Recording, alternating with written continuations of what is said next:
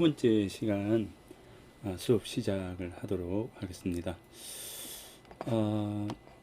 지난 시간에 이제 용수훈 최재우 선생의 이제 사상적 틀거리 정도로 해서 인내천에 대한 부분하고 그리고 성경에 대한 간단한 이야기를 했습니다.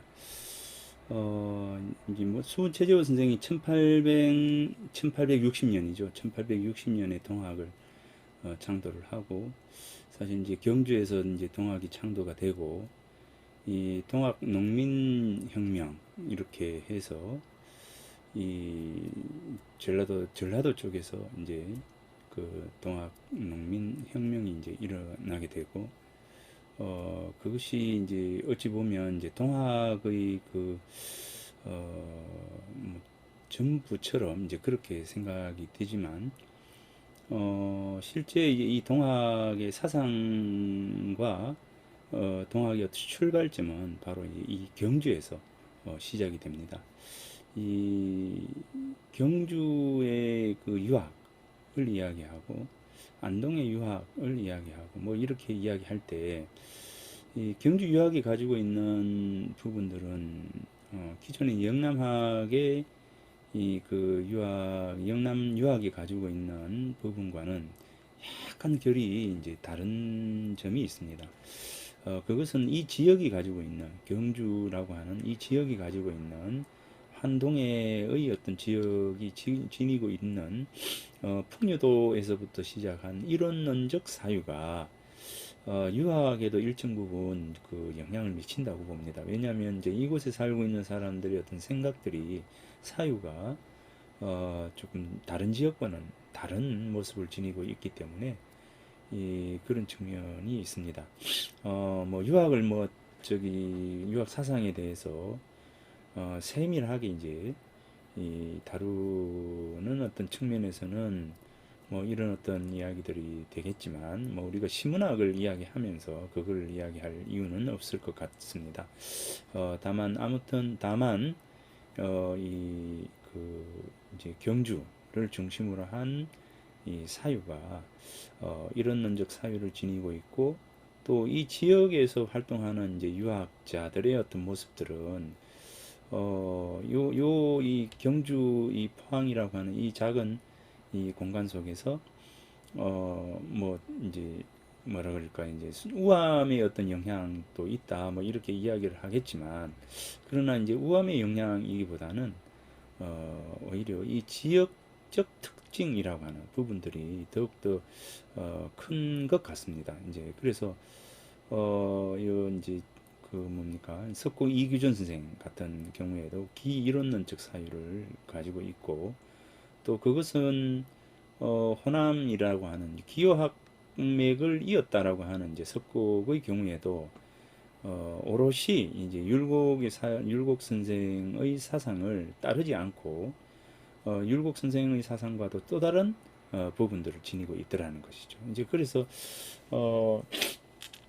이곳에 있는 유학자들은 좀 더 다른 어떤 생각들을 지니고 있었다라고 하는 게 구체적으로 우리가 이제 유학을 논의를 하는 과정에서 밝혀져야 되겠지만, 좀 더 내밀한 공부가 있었으면 좋겠습니다. 자, 아무튼 그래서 이제 이 수훈 최재우 선생의 그 이 동학 사상이 1860년도에 이제 이 지역에서 지속이 되었고, 그런 측면에서 이제 여기를 보면, 자, 그런 측면에서 이 지역에서 동학이 일어날 때의 그 모습들을 한번 살펴보도록 하겠습니다.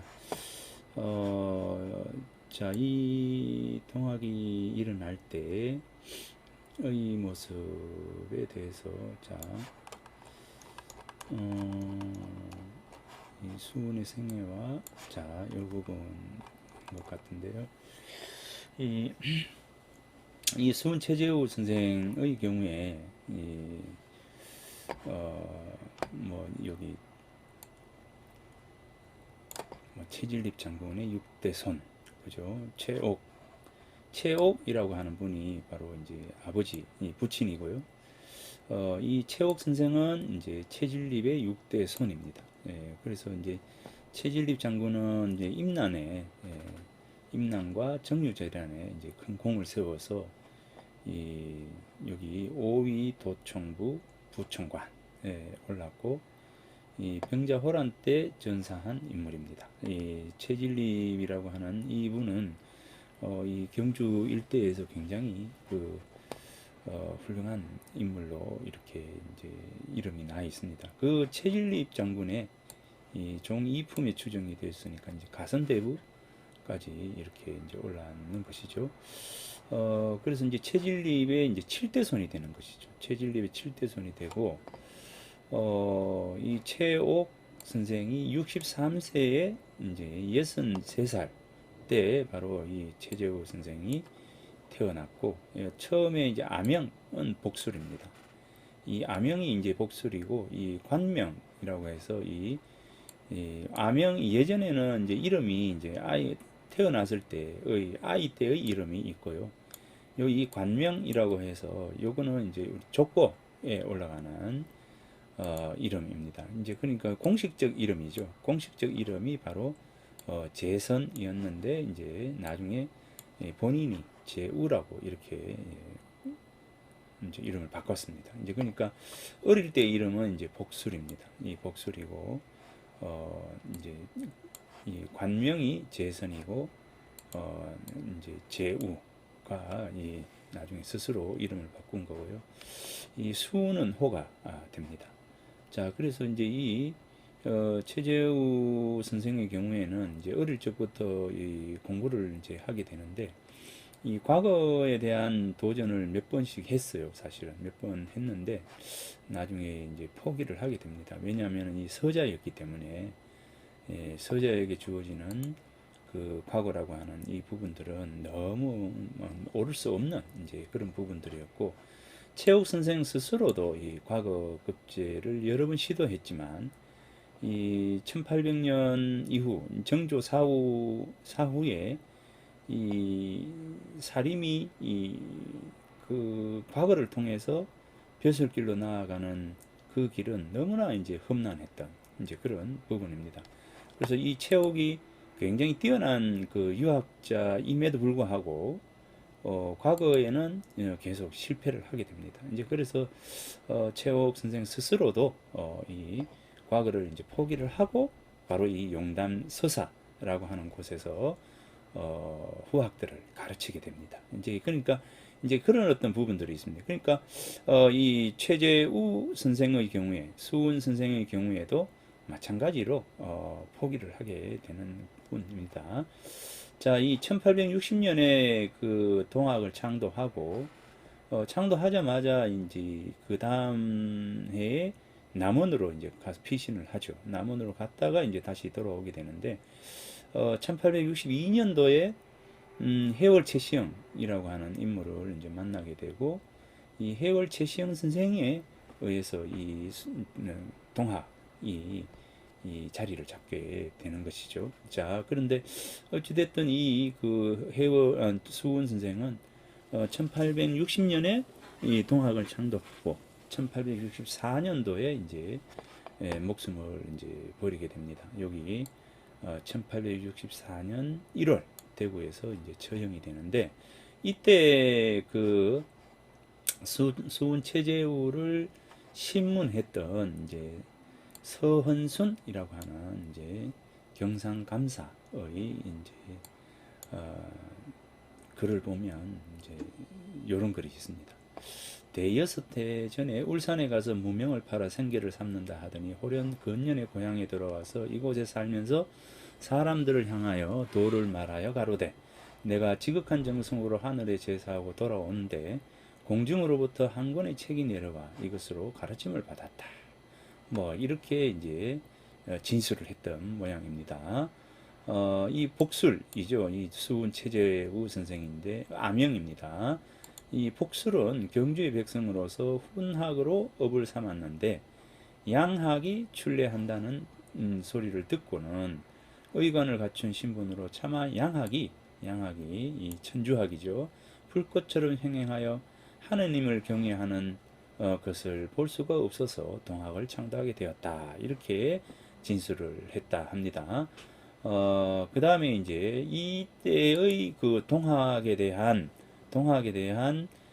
백성들의 어떤 환호, 뭐 따름, 뭐 이런 것은 엄청났던 모양입니다. 자, 그래서 조령으로부터 경주에 이르기까지, 그죠? 조령으로부터 경주에 이르기까지. 사실은 동학이 처음 그 창도되고 난 이후에 이 관청에서 관리들이 이제 이걸 알았죠. 이제 실제 알았는데 뭐 조그만한 이제 그 어떤 종교가 뭐 그렇게 이제 영향을 미치겠느냐 생각하고 그냥 놔뒀었습니다. 그런데 어떻습니까? 이 동학을 따르는 무리들이 엄청나게 이제 많아지고 그러므로 해서 이제 서서히 이제 위기감을 느끼게 되는 것이죠. 위기감을 느끼게 됩니다. 그러니까 이제 그 위기감을 느끼게 됨으로 해서 이 수원체제우 선생이 죽음으로 내몰리는 이제 그런 지경까지 이르게 되는 것이죠. 자, 이 보십시오. 조령으로부터 경주에 이르기까지 400여리의 10여 주군이 동학의 이야기를 하지 하루도 빠지지 않고 거의 듣지 않음이었고, 자, 이렇습니다. 그러니까 이제 이 동학이라고 하는 이 부분에 대해서, 자, 조령으로부터 경주에 이르기까지 400여리의 10여 주군이 동학의 이야기를 하루도 빠지지 않고 거의 듣지 않음이 없고, 그죠? 그 다음에 경주 주위의 여러 읍은 그 이야기들이 더욱 심하다. 점사의 부녀자들까지, 그리고 산곡의 아이들까지. 그러니까 이 전방이라고 하죠. 이제 전방이라고 하죠. 주막의 부녀자들하고 산곡의 아이들하고 이제 산곡의 아이들 그러니까 아이들과 이제 주막의 이제 사람들까지 그 글을 전하여 읊지 아니함이 없었다. 그러니까 이 그 주점의 부녀자들과 산곡의 아이들까지 이 그 글을 읊지 않음이 없었다니까 엄청난 사람들이 이 동학을 따랐다라고 하는 것이죠. 그것을 이름하여 천주라고 하고 또 말하기를 천지를 모신다라고 하니 괴이하지 않음이 없다. 이렇게 이제 이야기를 하는 거죠. 자, 그래서 여기 잘 안 굴러가는데, 자, 이게 왜 다음 페이지로 안 가나요?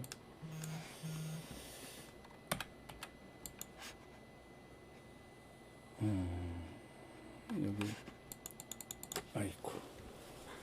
자, 이 빼버려야 되겠습니다.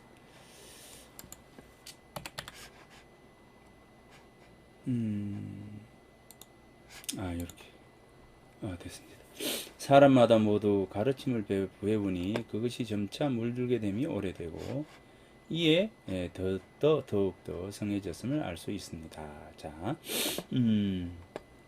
그러면서 이 복설은 보잘것없는 무리이면서 감히 황당한 잡수를 품어 주문을 지어내고 요망한 말로 선동을 했다. 뭐 이렇게 이야기하고 이 문제는 이 칼춤 이게 이제 굉장히 이거 문제가 됩니다. 칼춤은 평화시 난을 꾸미려 은밀하게 당을 모으고자 하는 짓이다. 이렇게 이야기를 했습니다. 자, 그래서 어찌 됐든 이제 이 수은체제가 이제 삶을 마치게 되는데, 자, 이 수은체제의 아버지인 이 부분입니다. 자, 수은 사상의 본격적 출발과 근함의 성경론, 뭐 이렇게 제가 이제 이 수은 그 성경론이라고 해서 심성소양론인 이 성경론이 이제 제 학위 논문입니다. 자, 이게 이제 학위 논문이에요. 이제 그래서 자, 수은은 오랜 구도의 행로 위에 용담정으로 돌아와서 용담의 옛집은 내 아버님께서 스승 노릇을 하시던 자리다. 이렇게 이야기를 하면서 이 아버지에 대해서 이제 이야기를 합니다. 이 수훈이 아까 이제 63살에 이제 최옥 선생이 이제 수훈을 낳고, 그리고 난 뒤에 이제 16년 뒤에 이제 이 그 뭡니까 수훈이 16살 되던 해에 이제 돌아가시게 되죠. 이제 그러니까 5살 때부터 이제 10여 년 정도 아버지에게 글을 배우게 됩니다.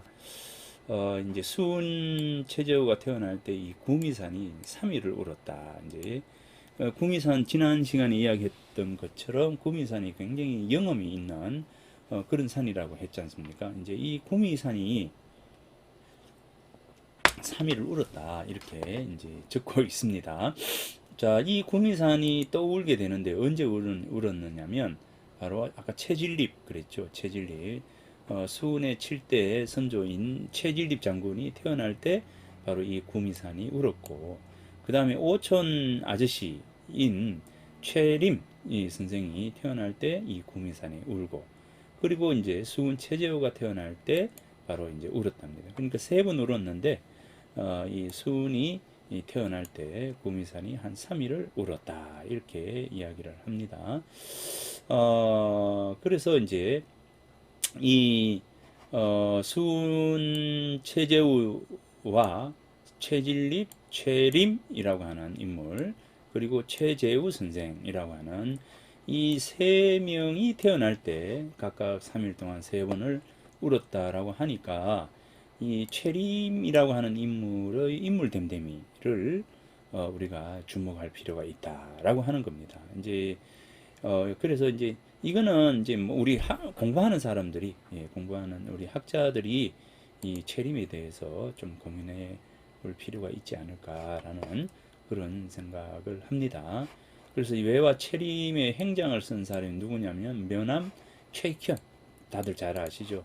이 면함이 바로 이 최익현 선생이 바로 이 최림 선생의 행장을 쓰게 됩니다. 이제 그러니까 면함이 행장을 썼다라고 한다면 최림의 인물 됨됨이를 우리가 알 수가 있는 것이죠. 자, 그래서 이 최재우, 최림, 또 이제 최재우의 아버지인 최옥, 그리고 최진립, 뭐 이렇게 해서 이 이제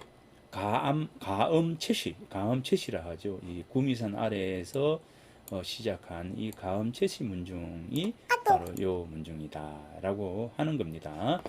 자, 그래서 요런 이야기들이 있었다라고 하는 부분입니다. 이 근함이라고 하는 이 인물이죠. 용담서사를 만들고 후학들을 가르친 수훈 체제의 아버지인 이 근함이라고 하는 이제 이 인물은 이 근함은 외화라고 하는 이제 이 부분 기와라고 하는 분에게 이제 글을 배웠다라고 하는데, 자 아무튼 이 부분에서는 뭐 기와의 학문을 이었다. 기와는 이제 누굽니까? 기와는 여기 이제 외화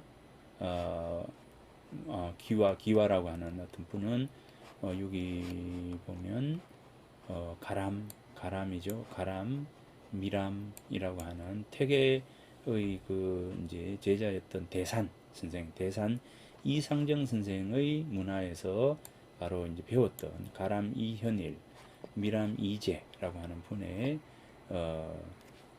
제자가 바로 이제 기와입니다. 그러니까 이 근함 선생이 이 기와 선생에게서 이제 글을 배웠다고 하니까 실제 이 근함은 누구의 제자죠? 바로 대산 문화에서 글을 배운 셈이 됩니다. 그러니까 대산 이상정이라고 하는 인물, 대산은 이제 소태계 작은 태계라고 할 만큼 뛰어난 인물이지 않습니까? 이제 그래서 대산 이상정에게 이상정의 문화 이제 학맥을 지니고 있는 그런 인물이 바로 이제 근함 최옥이다, 이렇게 이야기를 할 수가 있습니다. 뭐 이제 대단히 그 훌륭한 인물이고 당시에 이 그 근함이 이 경주 일대의 이제 사림들에게서 굉장히 명망이 높았던 그런 인물이기도 합니다. 이제 그래서 이 근암체옥의 근암체옥의 아들인 이 수은체제우의 학문도 그에 못지않는 그런 수준을 지니고 있다라고 볼 수가 있는 것이죠. 자, 그래서 뭐 이런 근암의 학문적인 부분과 중심된 사유, 주경국리가 근암 학문의 중심이었다라고 볼 수가 있습니다. 자, 뭐 여기에 대해서는 뭐 다른 이야기를 또 꺼낼 필요는 없습니다. 자, 여기 근암의 시를 보면 군자 공부유 근독하니 청등 일점 즉 명사로다. 그죠? 시비 총리 신여 금한데 도덕 방중족 분리로다. 이렇게 시가 굉장히 좋습니다. 이 깔끔해요. 이제 자, 군자의 공부는 오직 뭡니까? 근독입니다. 삼갈 근자의 홀로 독자. 이제 홀로 삼가하는 것이다. 라고 하는 것이죠. 이제 이 대학의 어떤 중심된 것이 바로 이제 이 겸이라고 하는 부분들인데, 어찌됐든 이 근독에 대한 부분들은 이 군자는 혼자 있을 때에도 삼가해야 된다. 이 중령이 나오는 신기독이라고 하는 어떤 부분이랄까. 자, 아무튼 이 부분들입니다. 청등, 푸른 등 한 점이 곧 명사, 밝은 스승이 되네. 이 하나의 이 등불을 쫓아가지고 그의 등불은 뭡니까? 근독이라고 하는 요거죠. 이제 근독, 홀로 있을 때 삼가해야 된다라고 하는 요게 바로 자기의 중심입니다. 그러니까 이 근독이라고 하는 요거 그 중에 이제 독자를 빼고 나면은 뭐가 남습니까? 이 근이죠. 삼갈근이라고 하는 이 삼갈근자를 두고 이 같은 발음을 가지고 있는 이 근이죠. 이 가까울 이 근으로 이제 이 호를 삼은 것이죠. 이 요게 근이고 이건 삼갈근자고 이건 가까울 근자 이 같은 발음입니다. 같은 발음이기 때문에 요 근자는 요 근과 같은 맥락을 가지고 있고 또 하나는 이제 저 멀리 있는 요원한 것을 공부하기보다는 일상을 통해서 우리 삶을 통해서 가장 가까이에 있는 것부터 공부하자라고 하는 것이 이 바로 이제 호에서 나타나 있는 것이죠. 그러니까 저 멀리 있는 것이 아니라 내 일상을 통해서 내 마음부터 돌아보는 그런 공부의 출발점을 삼는 것이 바로 이 근암이라고 하는 호 속에 근암 선생이 이 지향하는 학문적 지향점, 가치가 여기에 있는 것입니다. 그래서 근이라고 하는 이 근자에 거의 모든 것이 달려 있는 것이지 않는가라는 생각을 하는 것이죠. 자, 시비가 마음에 모이는 놀라운 눈을 닫고, 그러니까 시비라고 하는 것이 자기 자신을 둘러싼 여러 이야기들이 오기 때문에 입을 닫고 그죠? 입을 닫고 고요히 도덕 방중 늘 이제 요 부분만을 생각하겠노라 라고 하는 이제 그런 생각이 바로 근함의 생각입니다. 자, 여기 요 정도까지 해서 뭐 이쭉 이래 있지만 사상에 대해서 쭉 적어 놓았지만 자, 요거는 뭐 다음에 이제 다음에 이야기하고 자, 요 부분을 보도록 하겠습니다. 그래서 이제 수은 최재우 선생이 이 1860년에 그 영담으로 다시 돌아옵니다. 들어와서 이제 봄에 입춘 시를 또 쓰게 되고 그리고 이제 요 시를 씁니다. 절구라고 하는 요 시를 쓰는데 용담 수료 사회원하고 이제 구악 회춘 구악 춘회 일세화로다 이렇게 됩니다. 용담수류 용담의 물이 흘러서 어디로 갑니까? 사해로 가는 거죠. 이제 그러니까 용담의 물이 이제 사해의 근원이 되는 겁니다. 사해의 근원이 된다. 이 용담의 물이라고 하는 것은 뭡니까? 물은 이제 세상, 물은 흐르고 계속 끊임없이 흘러가는 것이지 않습니까? 그리고 이제 흘러가서 세상에 이제 생생한 이치, 즉, 세상을 살리는 부분입니다. 우리가 물이 없으면 어떻게 되겠습니까? 그죠? 그래서 세상을 살리는 어떤 이치가 바로 이제 이 물이거든요. 이제 그러니까 이 물이 가지고 있는 어떤 그런 상징적 의미, 자, 이 물이 가지고 있는 상징성, 물은 위에서 아래로 흐른다. 이 절대로 이제 역류하지 않죠. 순리대로 살아가는 것. 이 순리, 순리대로 이제 살아가는 모습이 바로 이 물의 이제 상징적 의미이기도 하고요. 이 물이라고 하는 것은 끊임없이 계속 얘가 영속성을 지니고 있다. 계속 길이, 영원히, 자, 영원히 길게 뻗어나가고 계속된다라고 하는 그런 것이고요. 이 물은 어떤 근원을 통해서 출발해서 쭉 나아가는 것이잖아요. 이제 그래서 이제 이 근원에 해당되는 부분들. 그리고 또 하나는 이제 물이라고 하는 것은 이제 흘러가다가 웅덩이를 만나면 어떻습니까? 이것을 가득 채우고 난 뒤에 그 다음 단계로 뻗어가는 거죠. 이거 뭐 그냥 훌쩍 뛰어 넘어가지는 않는다는 겁니다. 그래서 물이라고 하는 것은 순차적으로 단계적으로 흘러가게 된다라고 하는 겁니다. 자, 그러면은 이제 이 물은 이 물을 통해서 우리가 학문하는 이 공부의 어떤 자세라고 하는 어떤 것도 바로 이 물의 흐름과 같은 것이다라고 하는 겁니다. 그래서 이제 공자는 물이여 밤과 낮으로 끊임없이 흘러가는구나라고 이렇게 이야기를 했고, 이 그것을 통해서 맹자는 바로 이 이야기를 합니다. 이 물이라고 하는 것은 흘러가면서 웅덩이를 만나면 웅덩이를 가득 채워 다음 단계로 넘어간다. 공부라고 하는 것도 이와 마찬가지이다. 이렇게 이야기를 하는 것이죠. 그래서 우리가 이제 공부하면서 부딪히는 문제들이 굉장히 많습니다. 풀리지 않는 부분도 굉장히 많고요. 이제 그렇게 이제 볼 때,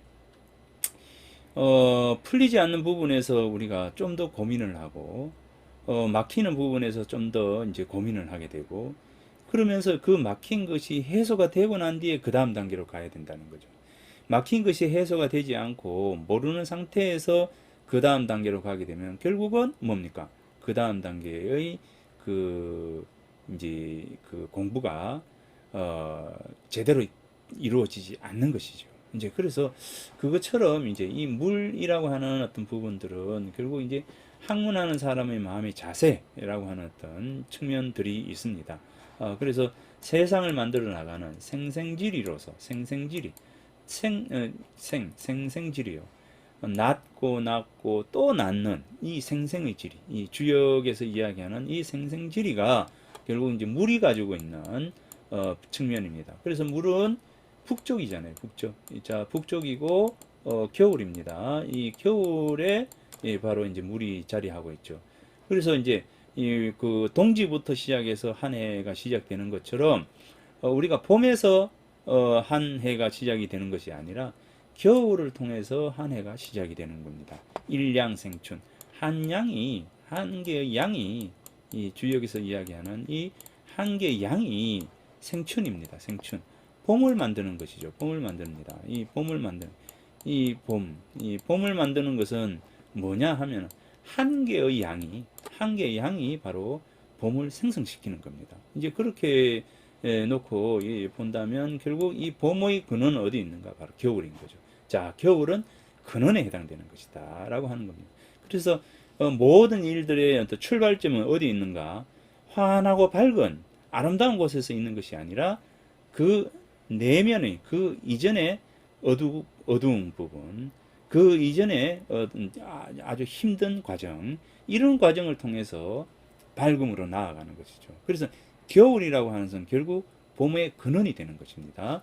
자, 그런 얘기들을 하는 거죠. 자, 용담, 수류, 사해원하고 용담의 물이 결국 흘러가지고 사해의 근원이 된다라고 하는 것은 이 용담이라고 하는 용담을 중심으로 한 이 동학이 온 세상에 가득 찰 것이다 라고 하는 것이고요.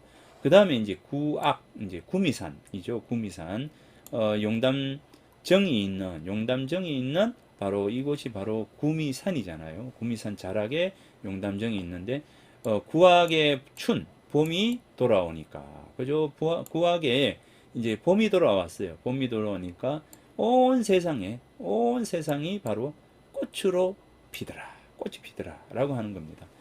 그러니까 이제 좋은 날, 이 꽃이라고 하는 것은 열매, 결실, 이렇게 되는 것이잖아요. 이제 그러니까 이 온 세계에 꽃을 피울 수 있는 그 근원으로서의 바로 이 용단 동학이라고 하는 그 부분입니다. 그리고 이제 이 꽃이라고 하는 것은 결국 뭡니까? 무릉도원, 우리 이렇게 이야기하죠. 유토피아라고 하는 부분이 바로 이 꽃에 해당되는 것이다라고 볼 수가 있습니다. 자, 구미산의 봄, 온 세상의 꽃, 결국 이제 유토피아. 우리들이 생각하는 꿈의 세상, 이 유토피아. 자, 이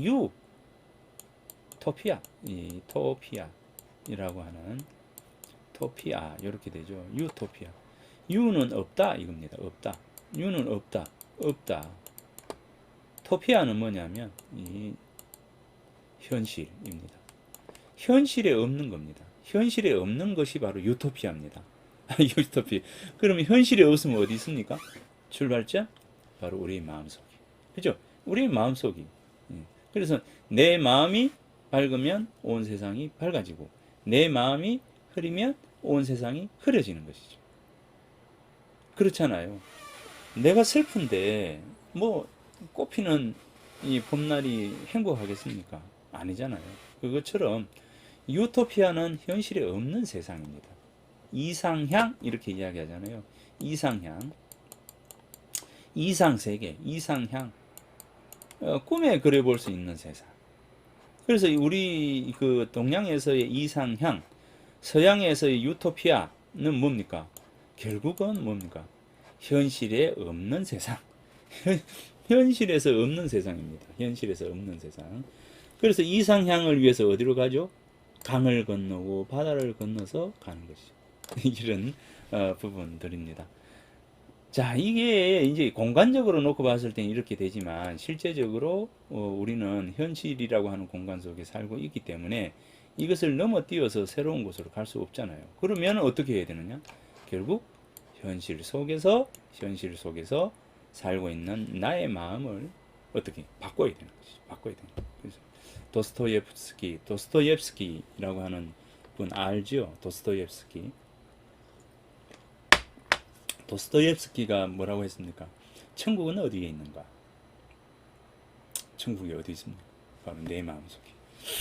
도스토옙스키. 이 젊은 날 그 도스토옙스키가 이제 이 우리 소위 이야기한 운동권 활동을 하게 됩니다. 이제 그러다가 시베리아로 유배를 가게 됩니다. 이 유배를 가는데 이제 그 유배지 그 형무소가 이 세상에서 가장 더럽고 악질적인 인간들만 모아놓는 형무소예요. 그래서 처음 도스토옙스키가 이 그 형무소를 가서 보니 이 정말 지옥이 다른 데 없거든요. 여기가 바로 지옥이죠. 그래서 삶을 처음에는 포기를 합니다. 내가 여기서 드디어 죽게 되었구나 라고 해서 했는데 거기에서 이제 도스토옙스키가 마음을 바로 잡습니다. 어떻게 바로 잡느냐? 바로 현실을 긍정적으로 받아들이기 시작합니다. 이것이 그 도스토옙스키의 살 길이었죠. 그래서 이제 현실을 긍정적으로 받아지고 현실을 받아들이고 내 주변에 있는 사람들을 긍정적으로 생각하기 시작합니다. 이 마음이 바뀐 겁니다. 마음을 바꾸고 나니까 어떻게 돼요? 지옥이라고 하는 것이 없어지고 그 속에서 그 속에서 이제 삶을 살게 되고 그래서 거기서 이제 10여 년 이상을 지내게 됩니다. 이 도스토옙스키가 그 형무소에서 있었던 일들을 이제 적어 놓은 거, 그리고 그때의 경험들을 기록하고 이래 했는 게 그 다음에 이제 나왔던 까라마조프가의 형제들이라고 하는 책입니다. 소설입니다. 이제 그래서 도스토옙스키라고 하는 이 인물이 지니고 있었던 형무소에서의 그 이제 생존에서 가장 중요한 것이 무엇이었나 한다면 바로 뭐죠? 이제 현실을 긍정적으로 바라보는 내 마음을 바꾸는 것에서 출발했다는 겁니다. 이제 그러니까 이제 그런 마음 바꾸는 거 이게 바로 이제 가장 유토피아의 출발점이다. 이렇게 볼 수 있는 겁니다. 자, 그런데 이제 수는 결국 이제 유토피아를 어디에서 출발시켰느냐? 바로 구미산이 있는 용담정으로부터 유토피아의 출발점을 삼은 겁니다. 무엇을 통해서? 동학을 통해서 유토피아를 만들어 보자. 라고 하는 것이죠. 그래서 이 홍길동전에서 홍길동이 율도국이라고 하는 것은 뭡니까? 바로 거기가 유토피아죠. 이제 율도국이 유토피아인데 율도국이라고 하는 현실에 있지 않는 아주 새로운 곳에 가서 유토피아를 이제 홍길동은 만들게 되는 것입니다. 되는데 수는 바로 용담정에서 유토피아를 어, 만들게 됩니다. 자, 그 이야기가 바로 이 이야기입니다. 자, 여기 이제 자, 용담정은 뭐 감치시 뭐 이렇게 이야기를 지금까지 이야기했던 그런 이야기입니다. 자, 어, 자, 용담정 모습입니다. 여기서 쭉 이렇게 걸어가면 쭉 안으로 가면 자, 여기가 구미산입니다. 이 산이 이제 구미산입니다.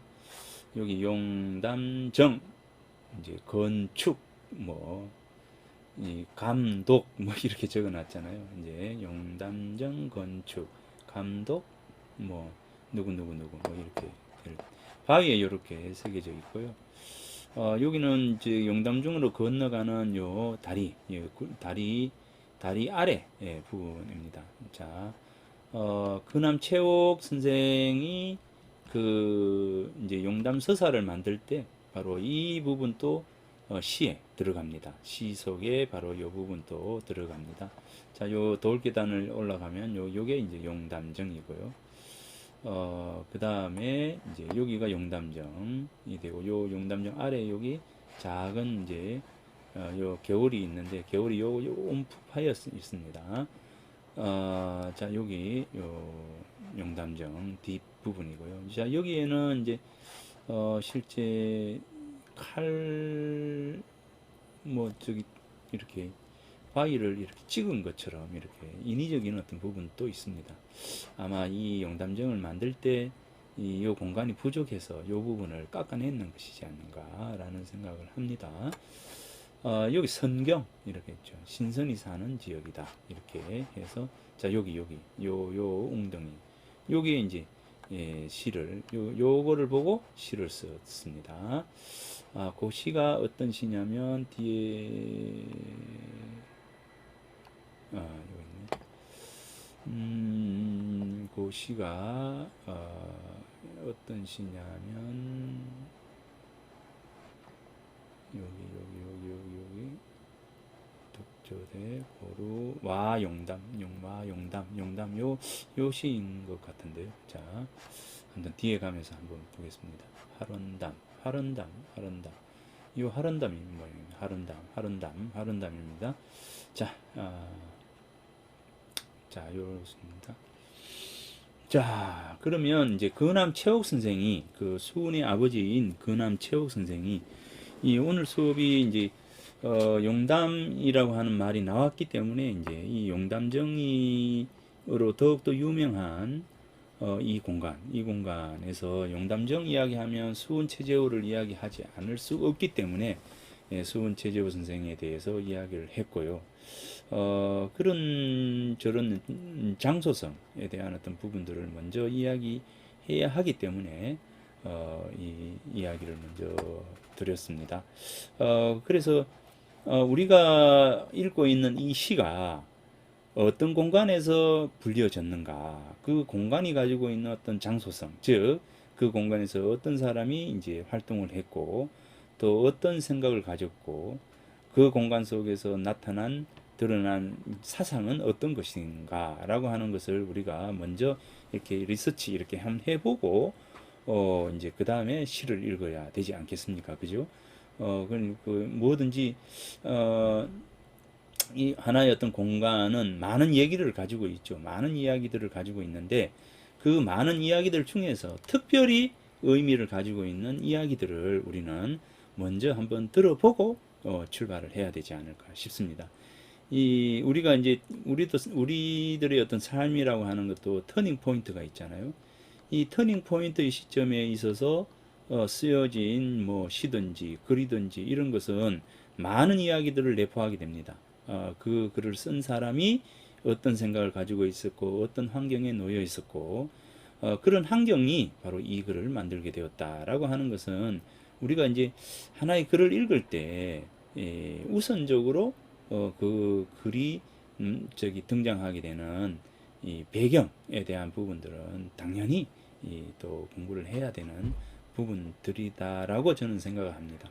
이제 역사주의적 관점에서 뭐 많은 사람들이 그 부분에 대해서 이제 역사주의적 비평 뭐 이렇게 이야기하잖아요. 비평의 관점 여러 가지가 있는데 역사주의적 비평에 대한 어떤 것에 대한 부정적인 시각도 많이 있습니다. 이제 하나의 어떤 역사성 그러니까 이제 그 이야기에 너무 매몰되어 가는 이제 그런 작품을 작품으로서 오롯이 보지 않고 작품 배경을 통해서 작품을 이렇게 반추하는 이런 모습들은 작품을 제대로 보지 못하는 한계를 지니고 있다라고 이런 이야기들을 하지만 저는 이제 그렇게 생각은 하지 않습니다. 왜냐하면 작품이라고 하는 것이 결국 그 시대적 사상과 자기가 놓여져 있는 환경과 무관하지 않기 때문에 결국 이 하나의 어떤 작품은 주변의 상황들과 함께 같이 이렇게 이제 공부가 되어야 그 작품을 진정으로 잘 알 수 있는 것이지 않는가라는 생각을 저는 하기 때문에 이렇게 이제 어, 하고 있습니다. 그래서 모든 어떤 부분에 있어서의 시 해석은 저는 역사주의적 관점에서 하게 됩니다. 하고 있고요. 그것이 저는 바르다라고 생각을 하고 있기 때문에 그렇게 하고 있고요. 그러면서 이제 이 시를 오롯이 들여다볼 때 시가 가지고 있는 메시지에 대해서 굉장히 많은 고민을 하게 되죠. 이제 그래서 메시지도 고민을 하면서 그 메시지가 나오게 되는 사상적 배경과 환경에 대한 부분들을 함께 고민할 필요가 있겠다. 저는 이제 그렇게 시를 해석을 합니다. 그래서 여러분들도 저는 이제 그런 생각합니다. 아예 저기 사상과 환경 배경을 따로 떼놓고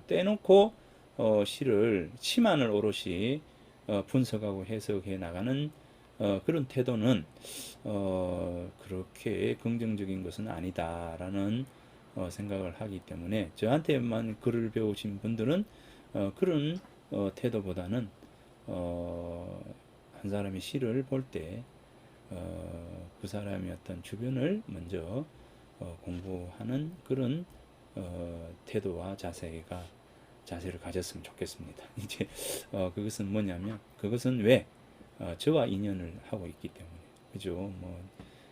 그래서 저와 인연이 되었다라고 하는 어떤 부분에서는 사성의 관계가 또 만들어지는 부분이니까 여러분들이 그런 방식으로 공부를 또 하다가 또 여러분의 방식을 찾아가는 그런 마음의 어떤 부분도 있었으면 좋겠습니다. 자, 그래서 뭐 이야기가 어긋났는데 뭐 아무튼 그렇습니다. 그래 우스갯소리로 이제 제 수업을 듣는 많은 사람들이 그렇게 이야기를 합니다. 신 교수님 또 한쪽으로 옆으로 살짝 빠지네 이렇게 제가 주로 자주 잘 빠집니다. 옆으로 잘 빠지는데 자 1778년 이르면 이제 1860년 이렇게 되잖아요. 1860년 되니까 1778년 이렇게 되니까 한 90년 전이 되겠죠. 자 90년 전에 이미 바로 이쪽에 복령이라고 하는 스님이 이 원적암이라고 하는 암자를 바로 용담서사라고 하는 이곳에 이제 지었는 것이죠. 그러다가 이제 이 스님들이 흩어지고 암자가 버려지고 난 이후에 이제 근암 최옥 선생이 바로 건물과 이제 밭을 사서 이것을 이제 경영을 하게 됩니다. 그러면서 이제 그 근암 선생의 스승인 기화, 그죠? 기화 선생이 바로 이 와룡암이라고 이름을 지어줍니다. 와룡암이라고 이름을 지어주고 이 와룡, 누울 와자의 용용자죠. 용이 누워 있는 암자라고 이제 이름을 지어주게 됩니다. 기화 선생이요. 기화는 뭐라고 했습니까? 미람과 가람의 제자다 이렇게 했고, 미람과 가람은 누구의 제자? 대산 이상정 선생의 제자라고 이야기를 했습니다. 그러니까 소택이라고 하는 대산 선생의 제자인 가람 미람에게서 기화 선생이 배우고, 기화에게서 근암 선생이 배웠으니까 이 대산의 그 제자가 되는 거죠. 대산은 누구의 제자입니까? 태계 선생의 제자니까 쭉 이렇게 내려옵니다.